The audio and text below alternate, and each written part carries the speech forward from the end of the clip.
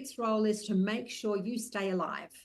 And so anything that's happened in our life, any event we perceive to be dangerous, and it might have been dangerous at the time, but our brain Mm-hmm. will keep bringing that up and go, oh, look, there's something else that looks similar to that.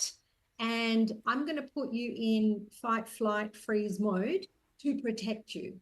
So and you're absolutely right. I love your analogy about the computer and the coding and all of that back end stuff, because that is what is happening without us even realizing. That's our default. Our default happens that quickly.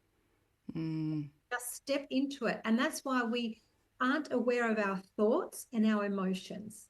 So there is a belief or a negative emotion, or there is a decision, a limiting decision that's attached to whatever that event was.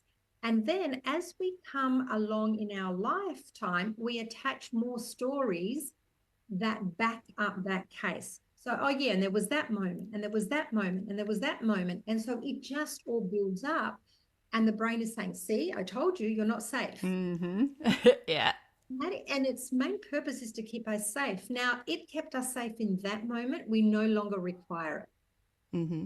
But what happens is all of this information that comes into us, and there's something like 11 million bits per second that we are taking in. That is a lot of information through all of our senses.